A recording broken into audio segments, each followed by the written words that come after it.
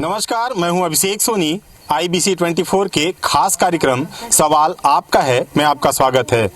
मैनपाट, जिसे छत्तीसगढ़ का शिमला कहा जाता है, जहां की वादियां लोगों को अपनी ओर आकर्षित करती हैं, लेकिन मैनपाट की एक दूसरी तस्वीर है जिसे हम आज आपको दिखाने वाले हैं।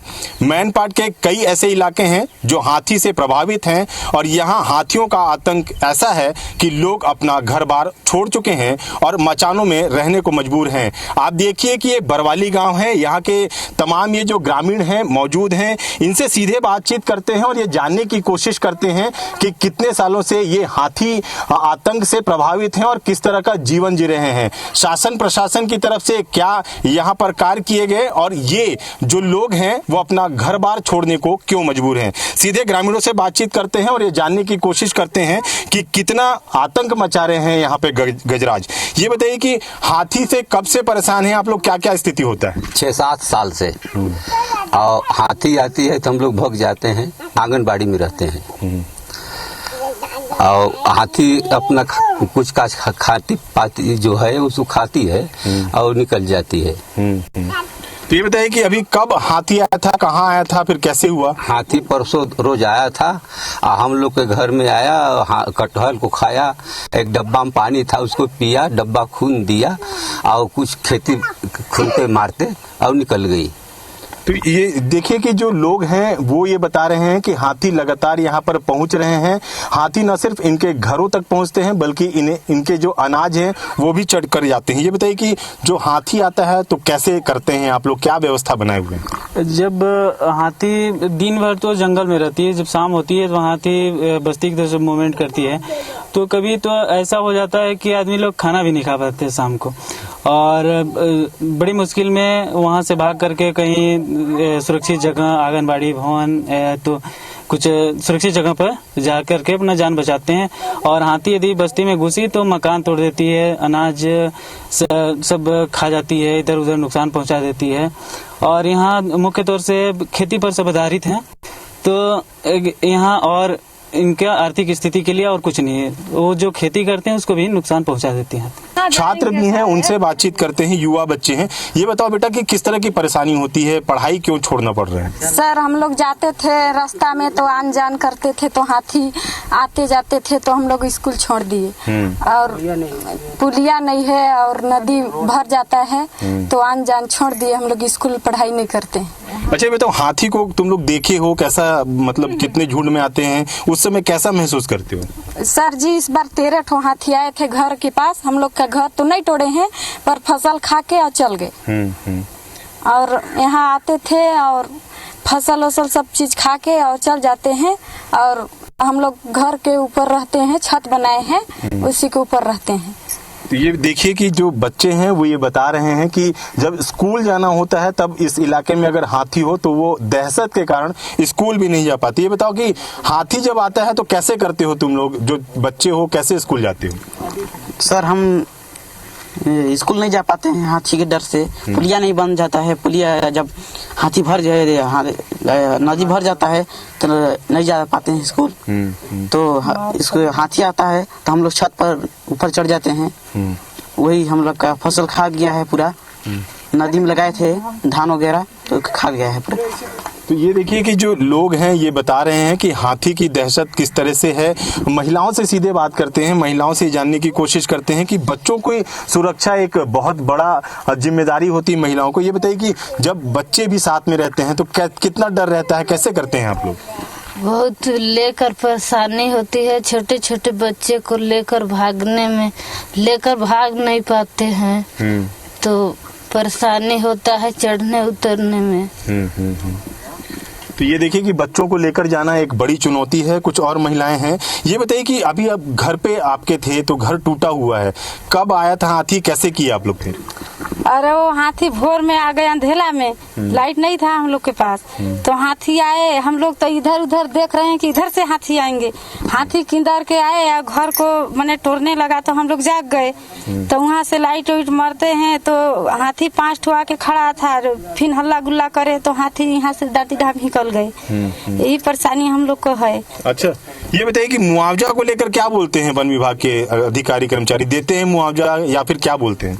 मुआवजा तो थोड़ा बहुत देते हैं सर, मुआवजा देते हैं, लेकिन बार बार बनाते हैं, बार बार घर को तोड़ देते हैं, तो बोलते हैं कि अरे मिट्टी को तो तुम्हारा है, कठवा तो सब हम लोग के है, तो मिट्टी न तो करने भी हम लोग को कितना परेशानी आता है।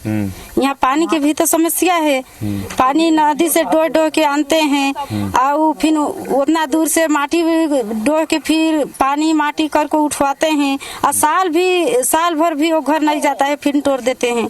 अब छोटा छोटा बच्चा है घर में, कोई तो कोंदा है, कोई बौराहा है, तो उसको लेके हम लोग भाग नहीं पाते हैं। छत के पास बनवाए हैं घर, कर्जा लेको वो छत में भी पहुंच जाती हैं हाथी लोग, तो उसमें भी परेशानी, हम लोग को डर में नहीं सूत पाते हैं हम लोग दिन रात।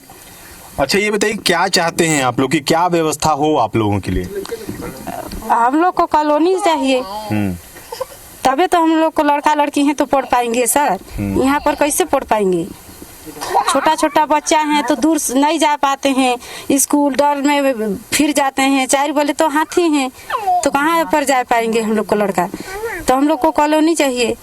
तो ये देखिए कि ये कॉलोनी की मांग कर रहे हैं। कॉलोनी मतलब पक्का स्ट्रक्चर इनके लिए बना के दिया जाए, जब इस इलाके में हाथी मूवमेंट करें ताकि ये लोग सुरक्षित रह सके। मुआवजे को लेकर एक लगातार विरोधाभास की स्थिति रहती है कि मुआवजा ग्रामीणों को उतना नहीं मिल पाता जितना नुकसान होता है। मुआवजा मिलता है पूरा, क्या समस्या होती है मुआवजे में? मिलता है सर, कुछ मिलता है। तो क्या कहते हैं, जितना नुकसान होता है उतना मुआवजा देते हैं आप लोग? नहीं दे पाते हैं सर, कम देते हैं। किस किस तरह का फसल लगाते हैं आप लोग? हाथी किस तरह से नुकसान पहुंचाते हैं उसे? हाथी पैर से, और कभी खा भी लेती है, बड़ा बड़ा रहता है तो, और खूनती है ज्यादा, अभी खूनने वाली है। तो ये बताइए कि क्या क्या फसल लगाते हैं, कितना? धान लगाते हैं, मकई लगाते हैं, और इस समय तो ही है। तो ये देखिए कि जो लोग हैं ये बता रहे हैं कि जो मुआवजा वन विभाग की तरफ से दिया जाता है वो पर्याप्त नहीं होता, जितना मुआवजा उन्हें मिलना चाहिए वो नहीं हो पाता। ये बताइए, आप लोग युवा हैं, यहाँ पर कोई अधिकारी आते हैं, कोई नेता आते हैं, क्या कहते हैं? सर यहाँ पहली बात तो फॉरेस्ट वाले टाइम से आते नहीं हैं, और हम लोग का हाथी वो फसल नुकसान कर देंगे, घर तोड़ देंगे, तो मुआवजा अच्छे से मिलता नहीं है। मान लीजिए 3 बार हाथी नुकसान करेंगे तो 2 बार का मुआवजा मिलेगा, 1 बार का मिलवे नहीं करेगा। हम लोग को पूरा जो जितना क्षति होता है उतना हम लोग को मुआवजा नहीं मिल पाता है। ये बताइए कि आप लोग कैसे करते हैं जब हाथी गांव पे आसपास रहता है, तो कैसे तैयारी करते हैं, कैसे एकजुट होकर रहते हैं लोग? सबसे पहले तो बात यह है, जिसे पता चलता है कि हाथी यहाँ आसपास ग्रामीण इलाका में आ गया है, तो सबसे पहले अपने दिन में पूरा जितना भी कार्य रहता है उसको निपटा के शाम के समय अपना मचान जो भी बनाए रहते हैं वहाँ चले जाते हैं। हाँ, आज के समय में कैसे रतजगा करते हैं, कैसे युवा लोग निगरानी करते हैं, कैसे लोगों को बताते हैं? रात को जैसे हाथी आ गया तो सबको पता चल जाता है, तो अपना जो भी मसाल वगैरह लाइट वगैरह लेके हाथी का निरीक्षण करते हैं, कहीं घर तरफ ना आ जाए। और जो भी फैमिली रहता है वो मचान के ऊपर रहता है। और यहाँ बहुत ज्यादा समस्या है, आज से करीबन 3 साल हो गया, 3-4 साल हो गया, जितना यहाँ पूरा घर है एक बार तो पूरा सब तोड़ चुका है। एक घर को कम से कम 2-2, 3-3 बार तोड़ दिया है। यहाँ रहने के लिए किसी पब्लिक के पास घर नहीं है। अभी जो भी है अपने पैसे से उधार लेके, लोन लेके अपना घर बना रहे हैं जान बचाने के लिए। और यहाँ पीने के लिए पानी का समस्या है। यहाँ कोई हैंड पंप नहीं है, यहाँ आने के लिए पक्की सड़क नहीं है, यहाँ रहने के लिए सबके पास घर नहीं है। जब हाथी आ जाता है यहाँ का पूरा जितना भी फसल लगाते हैं सब फसल समाप्त कर देता है। यहाँ का कुछ खाता है उसी में लेट जाता है, उसका पैर बड़ा होने के कारण दबा देता है। पूरा धान लगाते हैं, धान पूरा नुकसान कर देता है। मक्का लगाते हैं, रहर वगैरह लगाते, सब चीज समस्या यहाँ पूरा समस्या ही है। यहाँ न कोई फॉरेस्ट विभाग के अधिकारी समय पर आते हैं, न गजराज वाला आता है। जब आएगा तो जब हाथी पूरा कांड कर देगा इसके बाद में आएगा फिर भी वो लोग एकदम किनारे रह के अपना जान बचा रहा है। आदमी मर जाए कोई मतलब नहीं है उनको, अपना आए खाए पिए अपने एक किनारे पड़े रहेंगे। सायरन लगा देंगे, सायरन से हाथी नहीं भागता है। यहाँ ग्रामीण लोग रात भर जगते हैं, बहुत परेशानी है यहाँ। हाँ, तो देखिए कि किस तरह की परेशानी लोग झेल रहे हैं और सीधे तौर पे फॉरेस्ट विभाग पर भी आरोप लगा रहे हैं कि जब हाथियों का मूवमेंट इस इलाके में होता है तो वन विभाग के कर्मचारी अधिकारी आते तो हैं, लेकिन ग्रामीण ही हाथियों को भगाते हैं। वन विभाग का अमला सिर्फ यहाँ पर पहुंचकर खाना पूर्ति करता है। ये बताइए कि जब हाथी कितने सालों से इस तरीके का आ रहा है और आप लोग क्या चाहते हैं, आप लोग की क्या समस्या का समाधान हो? हम लोग का हाथी 7 साल से परेशान लगातार करे आ रहे हैं और घर कच्चे का घर तोड़े जा रहे हैं। हम लोग को कॉलोनी चाहिए, जो कि मैंने मुआवजा ना दे करके हम लोग को कॉलोनी बना दीजिए और हम लोग उसी में अपना जीवन व्यतीत करेंगे। अच्छा, ये बताइए कि आप काफी साल से आप यहाँ रह रहे हैं, कब से हाथी इस इलाके में आना शुरू हुआ और तब से अब तक अभी क्या तो प्रयास? हमारे मोहल्ला में 7 साल से हाथी लगातार नुकसान कर रही है। हाथी आने से 10 से 12 साल तक आई है हाथी यहीं पर है। अब हाथी यहीं पर है, लेकिन 7 साल के इधर हम लोग का मैंने पूरा मोहल्ला साफ कर दिया है। अब आज भी वही हाल है। तो लग रहा है कि आप लोग अच्छा जीवन जी रहे हैं। अरे अब हम लोग का अच्छा जीवन जी रहे हैं। हम लोग जैसे तकलीफ तो कोई इलाका में नहीं है, जो कि हम लोग मैंने इतना तकलीफ में है कि 4 बजे दिन से हम लोग कोई खा पा रहा है, कोई नहीं खा पा रहा है, कोई गाय भैंस बांध रहा है, नहीं बांध पा रहा है, इसके बाद मचान में चढ़ जा रहे हैं जीव के डर से। यही तो परेशानी है। और वो भी मचान सबके लिए नहीं भी है। अचानक हाथी आता है, हम लोग एक मचान में 4-5 घर का शामिल चल जाते हैं तो उसमें आमा भी नहीं पाते हैं। ये भी परेशानी है। तो ये परेशानी आज की नहीं है, बल्कि 7 सालों से जो लोग हैं इसी तरह की परेशानी झेल रहे हैं। ऐसे में गजराज का आतंक किस तरह से है आपने ये सुना, लेकिन जो जिम्मेदार लोग हैं वो क्या कहते हैं? आखिर वो गांव तक पहुंचे या नहीं पहुंचे, या उन लोगों तक इनकी बात पहुंची या नहीं पहुंची, ये भी जानने की कोशिश करते हैं। बताइए कि जो नेता लोग हैं वो आते हैं, क्या कहते हैं? कोई आया अभी तक सुनने आप लोगों का? अभी नहीं आया है। वो घर टूटने के बाद ना, पहले मेरे घर टूट गया, इसके बाद आया था और जांच करने नाका दरोगा और तहसीलदार सीओ साहब एक सब आए थे। तो नेता लोग आए, विधायक जी आए या कोई और आए? विधायक जी नहीं आए हैं। विधायक जी यहाँ नहीं आए हैं। देखने का विधायक जी यहाँ कोई नहीं आया है। नहीं आए हैं। तो क्या चाहते हैं आप लोग? हम लोग यही चाहते हैं कि हमको बड़े रात को बहुत परेशानी जाता है। हमारा फसल को करते हैं यहाँ पूरा बर्बाद कर देते हैं और कहाँ जाएंगे हम लोग? कहीं जगह नहीं है जाने के। और कहाँ यहाँ से उठा के कहीं बैठा देंगे तो रहो। बच्चे लोग का परेशानी है, पढ़ाई लिखाई कुछ भी नहीं हो रहा है। इधर हाथी के डर से नहीं जाते हैं, इधर नाला के डर से नहीं जाते हैं, तो कहाँ जाइए हम लोग? बताइए, आप ही बताइए। ये बताओ बेटा, यहाँ पर नेटवर्क और लाइट की क्या व्यवस्था है? रहता है लाइट या नेटवर्क रहता है, कैसे करते हो? सर नेटवर्क कभी कभी नहीं रहता है, लाइट भी नहीं रहता है, काट देते हैं शाम को। जब हाथी आते हैं तो कट जाता है लाइट और नहीं आता है। कभी कभी दिन में रहता है और रात में कट जाता है। कैसे करते हो रात में ऊपर चढ़ना, लोगों के साथ परिवार के साथ रहना? कितना डर रहता है? सर डर तो रहता है, हाथी का डर रहता है। 18 चौरस जला के रहते हैं और अपना नीचे उतरने में सीढ़ी अभी नहीं बनाए हैं तो नीचे उतरने में थोड़ा डर लगता है, पानी गिरता है तो। और ऊपरी झोपड़ी है तो झोपड़ी में तो चढ़ जाते हैं, माँ बाप वही नहीं सक पाते हैं कभी कभी उतरने चढ़ने। अभी बरसात आने वाला है, बरसात में कैसे रहोगे फिर? कितना डर लग रहा है बरसात आ रहा है तो? सर डर तो लगता है, लेकिन चढ़ जाते हैं। अब क्या करिएगा, अपना मतलब चढ़ पाएंगे? चढ़ते हैं तो ऊपर में सक जाते हैं, माँ बाप तो रहते हैं और नहीं चढ़ पाते हैं। कभी कभी हाथी आ जाते हैं अचानक में तो नहीं चढ़ पाते हैं। तो ये देखिए कि जो जीवन है कितना मुश्किल है। अपना घर बार छोड़कर जो लोग हैं वो मचान पर रहने को मजबूर हैं। कई बार जो बुजुर्ग लोग हैं वो उस मचान पर चढ़ भी नहीं पाते। ऐसे में जब हाथी इस इलाके में आते हैं तो उनके जान का खतरा बना रहता है। ये बताइए कि जब कोई बीमार पड़ता है रात के समय कैसे करते हैं? बहुत परेशानी होता है, ना इधर का आदमी उधर जा पाते हैं, ना उधर से इधर आ पाते हैं। कोई साधन भी घर में नहीं है व्यवस्था। और इधर से जाने से मतलब नदी भी भर जाता है बरसात के समय में, पुल उल कुछ नहीं है, तो यहाँ बहुत परेशानी है। जैसे बच्चे लोगों का तबीयत खराब है, चाहे कोई भी महिला पुरुष किसी का भी अचानक तबीयत खराब रहता है तो बहुत परेशानी है यहाँ। क्या चाह रहे हैं आप लोग की क्या आप लोगों के लिए हो ताकि समस्या का समाधान हो? हम लोग को व्यवस्था चाहिए, जैसे रोड अच्छा से रहे। इधर वाला रोड नाला तरफ से गांव में थोड़ा सा पक्की वाला रोड है। जैसे बरसात में गिरता है तो पूरा कीचड़ सब हो जाता है तो गाड़ी सब नहीं निकल पाता है, तो परेशानी ही है। देखिए, स्वास्थ्यगत जब अगर इमरजेंसी पड़ती है तो यहाँ के लोग पूरी तरीके से कट जाते हैं, क्योंकि हाथी के डर के कारण जो ब्लॉक मुख्यालय के लोग हैं वो इस इलाके में नहीं आ पाते, ना यहाँ के लोगों के पास इतने संसाधन हैं कि वो इमरजेंसी के समय में ब्लॉक मुख्यालय तक पहुंचकर अपने स्वास्थ्य का उपचार करा सके। कुछ और लोगों से बातचीत करते हैं। ये बताइए कि हर बार तो नेताजी ये कहते हैं कि आपकी समस्याओं का समाधान कर दिए क्या आप लोग की समस्या का समाधान? अभी तो पूरी तरीके से समाधान नहीं हो पाया, अभी चल रहा है निराकरण में, जैसे बात हुई थी जनप्रतिनिधियों से, तो इस प्रक्रिया में है, प्रक्रियाधीन है। अब इस पे जल्द कब निराकरण करते हैं, कितनी जल्दी, उतना जल्दी हो सकता है। ये बताइए, हाथी को आप लोग किस तरह से भगाते हैं? ट्रैक्टर का भी उपयोग करते हैं आप लोग, क्या व्यवस्था है? हम लोग हमेशा ट्रैक्टर से ही भगाते हैं। जो गजराज वाहन आते हैं वो कोई कुछ काम के नहीं रहते हैं, बस आके खड़े रहते हैं रोड में। बाकी कभी उनसे तो हाथी भागे नहीं है, सायरन वायरन बजाते हैं उन लोग। बाकी हम लोग हमेशा ट्रैक्टर से ही भगाते हैं, घर के खुद के ट्रैक्टर से भगाते हैं।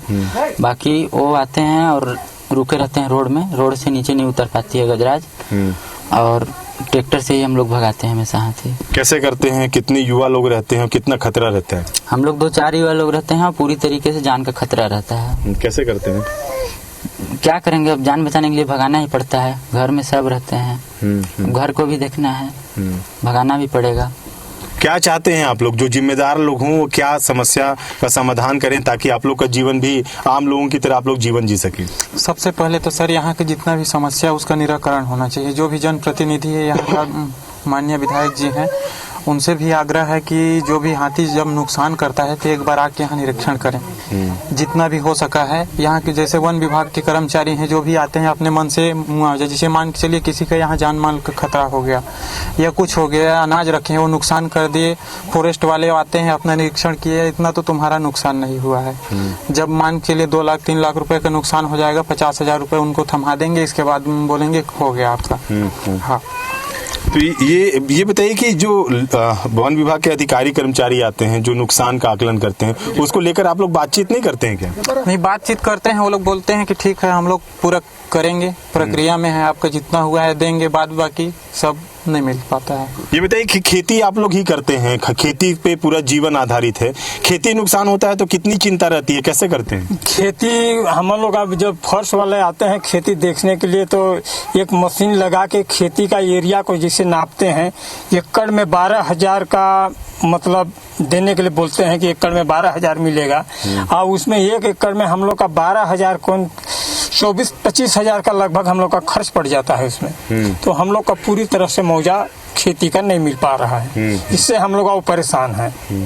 जो कि हम लोग बैंक से कर्ज लेते हैं तो कर्ज भी नहीं पटा पाते हैं, जब फसल नुकसान हो जाता है तो कर्ज भी बच जाता है, उसमें भी हम लोग डिफॉल्टर, हम लोग को हर तरह से परेशानी है। ये बताइए महेश कि जिस तरह से आप इलाके में भ्रमण करते हैं, मैन पार्ट में जो लगातार इंक्रोचमेंट हो रहा है, जो अतिक्रमण हो रहा है, उससे हाथियों का खतरा कितना बढ़ा है? कितना हाथी शहरी क्षेत्र में, रिहायशी इलाकों में पहुंच रहे हैं? देखिए, लगातार जो कटाई पिटाई मेन पार्ट में चल रहा है, लगातार हाथी जो रिहायशी इलाका है वो रिहायशी इलाका से शाम ढलते हुए हाथी गांव की ओर मुख कर लेती है। जब गांव में पहुंचती है तो लोगों में भगदड़ सी मच जाती है, जो कि अपने जान बचाने के लिए अपने अपने सुरक्षित ठिकानों को खोजते रहते हैं। ये बताइए कि जो कितना पहले जंगल हुआ करता था मैन पार्ट में और अब क्या स्थिति है? मैन पार्ट में तो सबसे पहले बहुत ज्यादा जंगल था, लेकिन बीच बीच में यहाँ के जो कर्मचारी थे वो अपने कर्तव्य के ऊपर निष्ठावान नहीं रहे और धीरे धीरे पेड़ कटाई होते गया। अभी ऐसा समस्या हो गया है कि हर जगह जंगल पूरा धीरे धीरे समाप्त होते जा रहा है। और दूसरी बात यह है, यहाँ के जो जमीन है वहाँ भी अपना खेती बाड़ी सब चालू कर दिए। पहले था तो इतना मैन पार्ट में नहीं होता है, प्रकृति से परिपूर्ण था ये, लेकिन धीरे धीरे जनसंख्या बढ़ते गया, यहाँ से पेड़ वगैरह सब धीरे धीरे कम होते गए, इसलिए हाथी जो जंगल से सीधे गांव की ओर रुख कर रहा है। और इसके बाद आने वाले समय में यहाँ रहना मुश्किल हो जाएगा। और अभी बोलेंगे तो हाथी यही बस हम लोग यहाँ खड़े हैं, यहाँ से मात्र 500 मीटर दूरी पर हाथी है। अब वहाँ अगर आदमी इस रास्ते से अगर जा भी रहा है तो वो मार देगा हाथी, उसका मृत्यु हो जाएगा। देखिए, घटते जंगल एक बड़ी समस्या का कारण है, क्योंकि जब घटता जंगल हो रहा है तो जो हाथी हैं वो रिहायशी क्षेत्रों में पहुंच रहे हैं और लगातार नुकसान पहुंचा रही है। बताइए कि आप इतने सालों से मैन पार्ट में रह रहे हैं, कितना कम हो रहा है जंगल और कितना लगता है कि खत्म हो रहा है जंगल? जंगल बहुत खत्म हो रहा है सर, अब नहीं के बराबर है। अब थोड़ा कहीं नर्सरी उर्सरी लग गया है, वहाँ पर है जंगल, और नहीं तो पुराना जंगल नहीं है। ये बताइए कि क्या वन विभाग करे, क्योंकि जंगल में हाथियों के लिए खाने वाने की व्यवस्था होनी चाहिए? व्यवस्था तो होनी चाहिए सर, लेकिन क्या है, पिछले 2 साल पहले यहाँ धान लाए थे जो जंगल में छोड़ दिए थे, लेकिन हाथी उसको नहीं खाई, वो बस्ती की ओर ही मूवमेंट कर दी। तो दिक्कत तो है सर, इसमें क्या है कि थोड़ा सा ऊपरी पठारी क्षेत्र टाइप का है, तो नीचे किनारे किनारे थोड़ा सा ऊंचा जगह है चट्टान का, तो यदि जगह जगह पे अगर बाउंड्री हो जाए जहाँ से हाथी मूवमेंट करती है शाम को बस्ती की साइड, तो उसकी मूवमेंट कम हो जाएगी, उसको रास्ता नहीं मिल पाएगा यदि बाउंड्री हो पक्के की। वहीं इस मामले में अधिकारियों का कहना है कि वो ग्रामीणों के इस समस्या के निपटारे का प्रयास कर रही है। क्या कहते हैं वन विभाग के अधिकारी, ये भी आपको सुनाते हैं। मेन पार्ट क्षेत्र में हमारा शॉर्ट टर्म में फोकस यही रहेगा कि जल्दी से जल्दी जो भी क्षति है उसको पूर्ति करने के लिए कॉम्पनसेशन एट द अर्लीस्ट। सो 15 दिन के अंतर्गत जो भी प्रकरण हमारा पास आ रहे हैं उसको निराकरण करके ट्रेजरी भेजने के लिए हमारा प्रयास रहेगा, और ट्रेजरी में भी फॉलोअप करके उसको जल्दी से जल्दी वो संबंधित हितग्राही का खाता में डालने के लिए प्रयास करेंगे। तो यही है फर्स्ट। सेकेंड, हमारा फोकस ये रहेगा कि एडवांस जानकारी देने के लिए, लोगों के पास जानकारी देने के लिए, और वहाँ से जो सुरक्षित जगह में उसको शिफ्ट करना और वहाँ पे सुविधा देने के लिए खाने पीने का, और बच्चे लोग हैं तो उनका वो जो अभी बारिश के समय में जो भी ज़रूरत है वो सब देने के लिए हम लोग पूरा इंस्ट्रक्शंस स्टाफ को दिया है, और उसमें हम लगातार फोकस करेंगे और इम्प्रूव भी करेंगे।